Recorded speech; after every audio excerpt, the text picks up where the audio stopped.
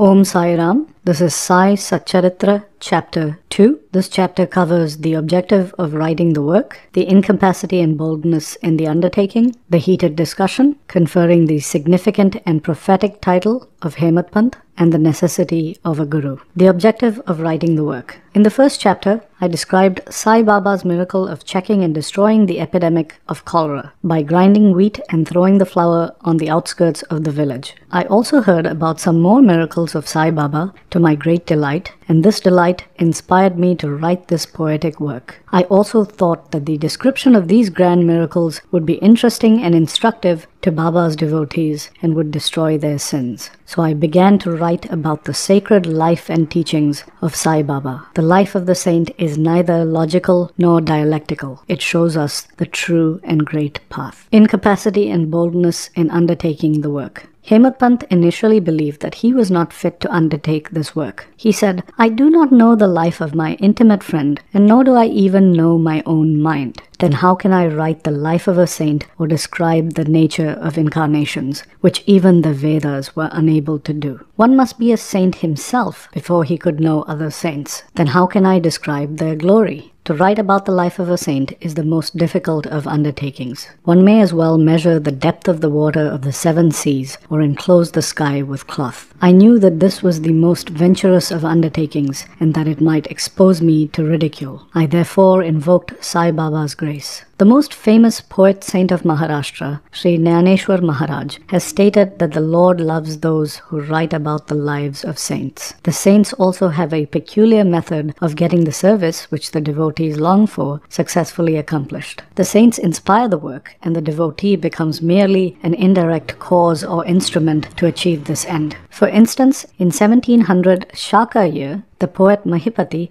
aspired to write about the lives of saints. Saints inspired him and got the work done. Similarly, in 1800 Shaka year, Daskanu's service was accepted. The latter wrote 4 works, Bhakta Vijaya, Santa Vijaya, Bhakta Lilamrit, and Santa Kadhamrit. In chapters 31, 32, and 33 of the Bhakta Lilamrit and in chapter 57 of the Santa Kadhamrit, the sweet life and teachings of Sai Baba are very well depicted. These have separately been published in the Sai Leela magazine. The readers are requested to read these chapters. Sai Baba's wonderful Leelas are also described in a small book named Sri Sainath Bhajan Mala by Mrs. Savitri Bhai Raghunath Tendulkar of Bandra. Daskanu Maharaj has also composed various sweet poems on Sai Baba. A devotee named Amidas Bhavani Mehta has also published some stories about Baba in Gujarati. A few editions of the Sainath Prabha, a magazine produced by the Dakshina Bhiksha Sansthan of Shirdi, have also been published. Then one might ask the question, since so many works regarding Sai Baba exist, why should this, the Satcharitra, be written and what is its necessity? The answer is plain and simple. The life of Sai Baba is as wide and deep as the infinite ocean, and everyone can dive deep into it and take out precious gems of knowledge and devotion and distribute them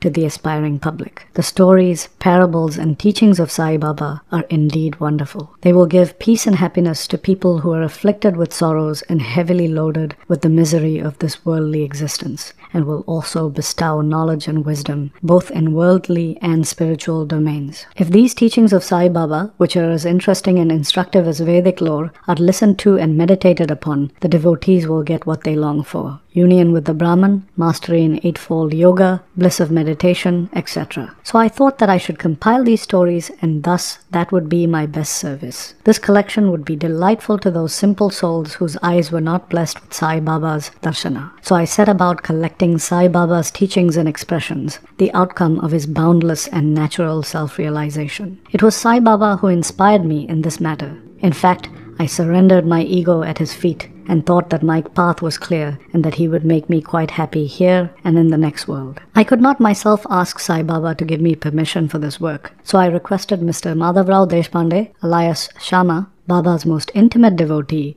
to speak to him for me. He pleaded for my cause and said to Sai Baba, "This Anna Sahib wishes to write your biography, so don't say that you're a poor, begging fakir and that there is no need to write it. Instead, if you agree and help him, your feat or grace will accomplish the work. Without your consent and blessings, nothing can be done successfully. When Sai Baba heard this request, he was moved and blessed me by giving me his udi or sacred ashes, and placing his boon-bestowing hand on my head said, "Let him make a collection of my stories and experiences and keep notes and memos. I will help him. He is only an outward instrument. I shall myself write my autobiography and satisfy the wishes of my devotees. He should get rid of his ego and surrender it at my feet. He who acts like this in life, him I help the most. And about my life stories, I serve him in his house in all possible ways. When his ego is completely annihilated and no trace of it remains, I myself shall enter into him and shall write about my own life. Hearing my stories and teachings will create faith in devotees' hearts, and they will easily get self-realization and bliss. Let there be no insistence on establishing one's own view, no attempt to refute others' opinions, and no discussions of pros and cons of any subject." The word discussion reminded me of my promise to explain the story behind my receiving the title of Hematpant. And now I shall relate this story. I was very friendly with Kaka Sahib Dikshit and Nana Sahib Chandorkar. They pressed me to go to Shirdi and receive Baba's darshana, and I promised them to do so. But something happened meanwhile which prevented me from going to Shirdi. The son of a friend fell ill. My friend tried all possible means, physical and spiritual, but the fever would not abate. At length he got his guru to sit by the side of his son's bed, but this too was of no avail. Hearing this, I thought to myself, what is the utility of a guru if he could not save my friend's son? If the guru can't do anything for us, why should I go to Shirdi at all? Thinking in this way, I postponed my Shirdi trip, but the inevitable must happen,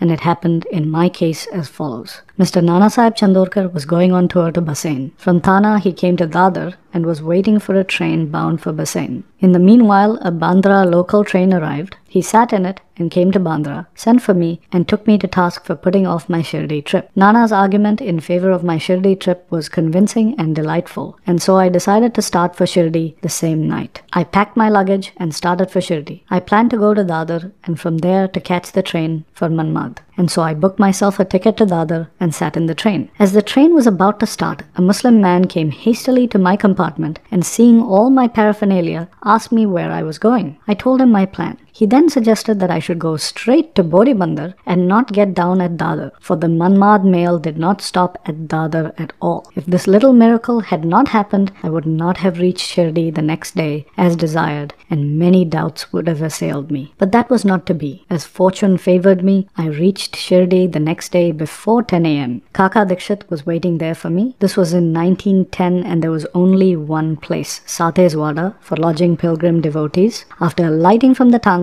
a small horse-drawn carriage, I was anxious to receive darshana when the great devotee Tate Sahib Nulkar returned from the masjid. He said that Sai Baba was at the corner of the wada and that I should first receive Baba's preliminary darshana and then, after a bath, see him at leisure. Hearing this, I ran and prostrated before Baba, and my joy knew no bounds. I found more than what Nana Chandorkar had told me about. All my senses were satisfied and I forgot thirst and hunger. The moment I touched Sai Baba's feet, I began a new lease of life. I felt obliged to those who spurred me on and helped me to receive darshana, and I considered them my real relatives. I can never repay their debt. I can only remember them and prostrate mentally before them. The peculiarity of receiving Sai Baba's darshana, as I discovered, is that by receiving his darshana, our thoughts are changed, the force of previous actions is abated, and gradually non-attachment or dispassion towards worldly objects grows. It is by the merit of actions in many past births that such darshana is attained. And if you see Sai Baba, the entire world becomes or assumes the form of Sai Baba.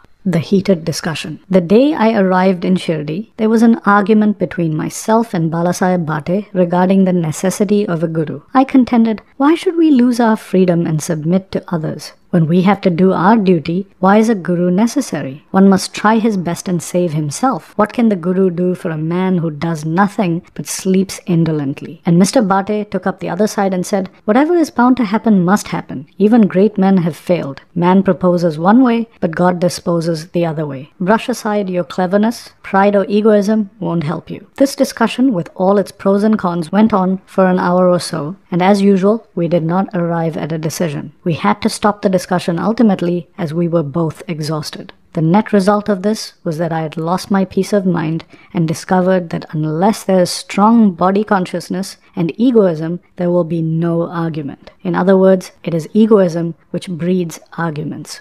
The significant and prophetic title. When we later went to the masjid, Baba asked Kaka Sahib Dikshit, what was going on in the wada? What was the discussion about? And staring at me, Baba added, what did this Hemad Pant say? Hearing these words, I was rather surprised, since the masjid was at a considerable distance from Sate's wada where the discussion happened. How could Baba know about our discussion unless he was omniscient and the inner ruler of us all? I began to wonder why Saibaba would call me by the name Hemad Pant. This word is a shortened version of the name Hemadri Pant. Hemadri Pant was a well-known minister of the kings Mahadev and Ramdev of Devgiri of the Yadav dynasty. He was very learned, good-natured, and the author of works such as Chaturvarga Chintamani, which dealt with spiritual subjects, and Rajaprasti. He invented and started new methods of accounting and was the originator of the Modi or Marathi shorthand script. But I was quite the opposite, an ignoramus of dull and mediocre intellect. So I could not understand why the name or title was conferred upon me. But upon thinking seriously about it, I thought that the title was a dart to destroy my ego so that I would always remain meek and humble. It was also a compliment paid to me for my skill in the argument. When we look at things in retrospect, we know that Baba's calling Mr. Dabolkar by the name Hemad Pant was significant and prophetic. As future years showed, he looked after the management of the Sai Sansthan very intelligently and maintained its accounts professionally. He was also the author of such a good work, the Saisatcharitra, which deals with important spiritual subjects such as jnana, bhakti, dispassion, self-surrender, and self-realization. About the necessity of a guru.